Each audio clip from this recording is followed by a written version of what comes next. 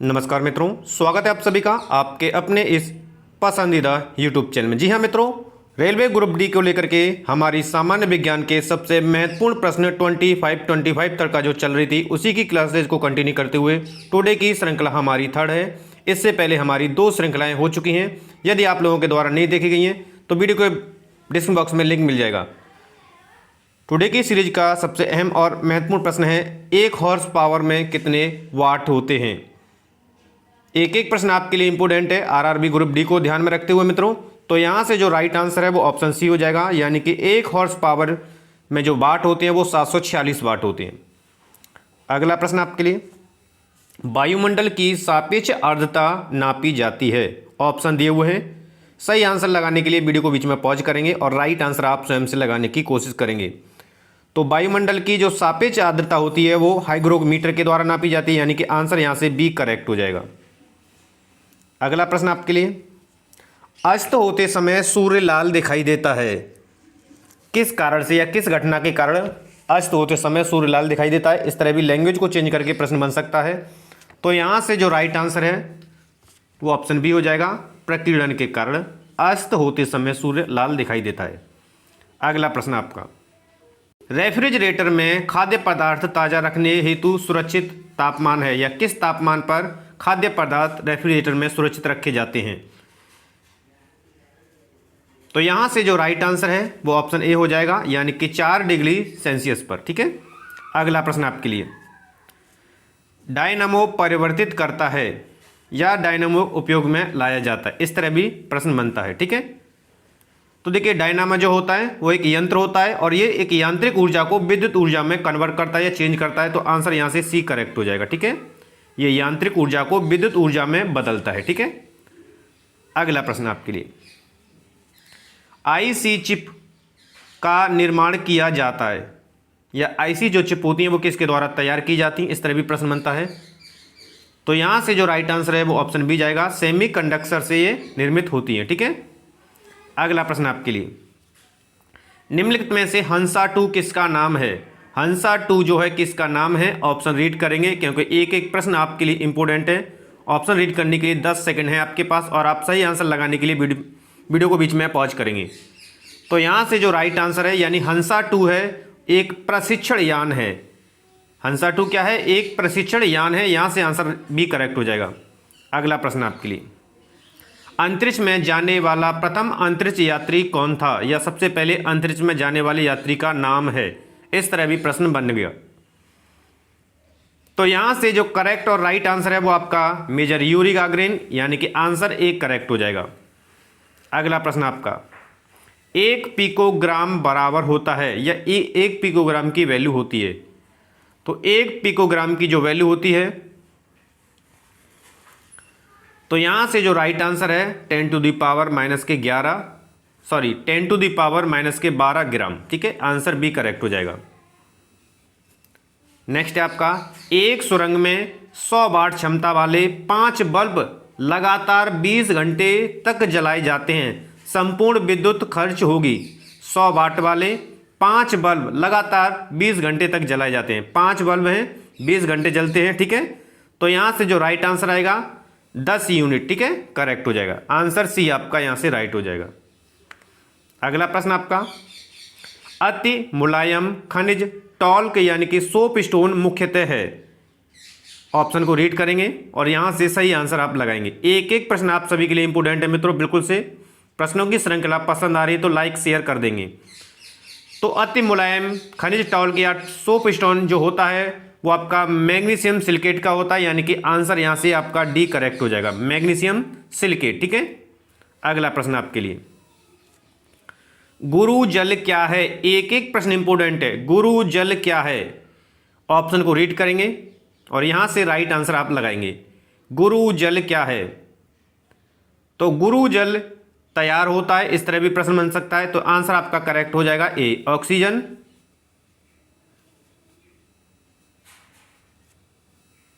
Oxygen और heavy hydrogen के मिश्रण के द्वारा। ठीक है। या दोनों के योग से। ठीक है। अगला प्रश्न आपके लिए, ऑक्टेन संख्या गुणवत्ता का माप है, या ऑक्टेन संख्या में गुणवत्ता मापी जाती है।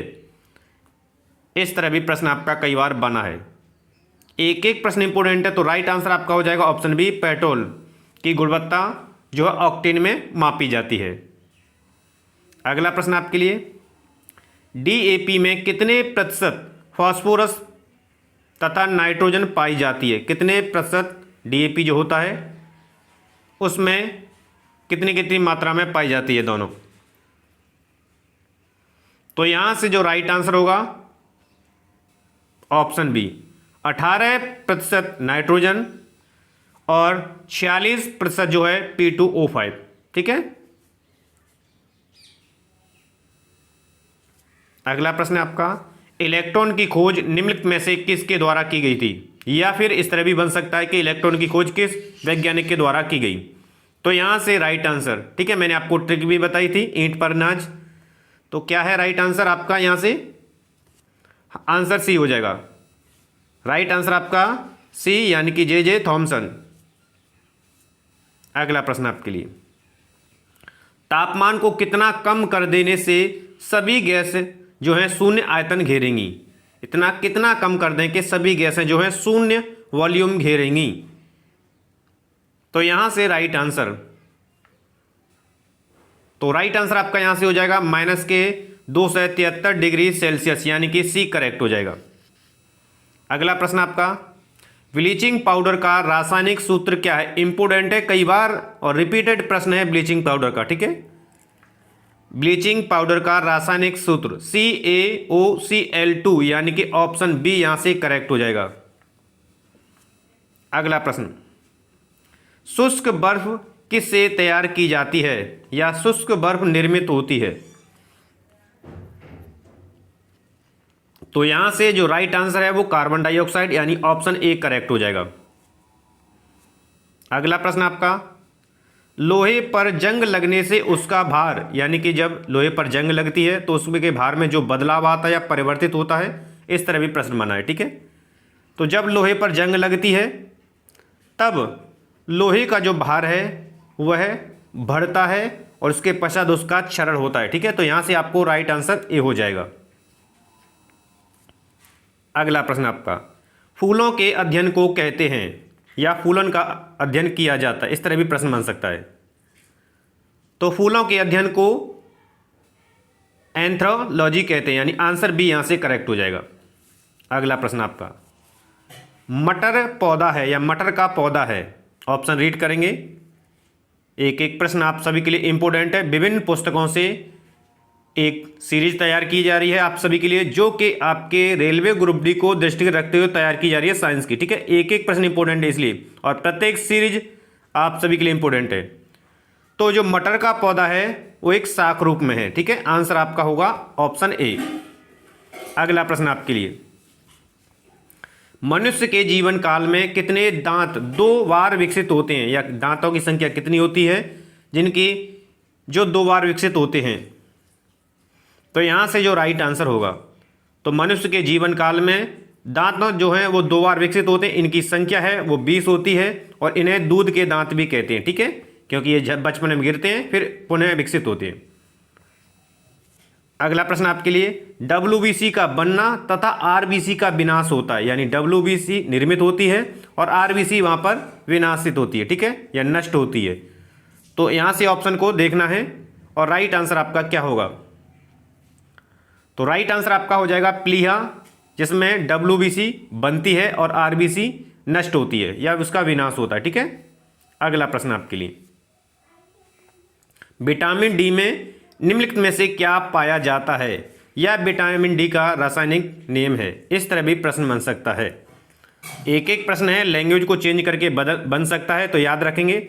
आंसर आपका बी हो जाएगा, ऑप्शन बी करेक्ट, कैल्सीफेरॉल। ठीक है, अगला प्रश्न, कौन सा हार्मोन लड़ो और उड़ो हार्मोन कहलाता है? ऐसा कौन सा हार्मोन है जो लड़ो और उड़ो हार्मोन कहलाता है? तो यहां से जो राइट आंसर है वो ऑप्शन बी, एड्रीनेलिन जो हार्मोन है जिसे लड़ो और उड़ो हार्मोन कहते हैं। ठीक है, याद रखेंगे, एक एक प्रश्न इंपॉर्टेंट है आप सभी के लिए। नेक्स्ट है आपका, BCG का टीका निम्न में से किस में लगाया जाता है? BCG का जो टीका है वो निम्न में से किसके लिए लगाया जाता है? तो यहाँ से आपका राइट आंसर जाएगा क्षय रोग, तपेदिक भी या टीबी। ठीक है, कोई भी ऑप्शन में मिल सकता है। अगला प्रश्न आपके लिए, रेशम तंतु रोम, पिच, नख तथा नखर निर्मित होते हैं। ऑप्शन को ध्यान से पढ़ेंगे और प्रश्न को भी ध्यान से पढ़ेंगे। जो रेशम के तंतु होते हैं, रोम, पिच, नख और नखर या निर्मित होते हैं, तो राइट आंसर आपका जाएगा ऑप्शन सी, केराटिन से। ठीक है।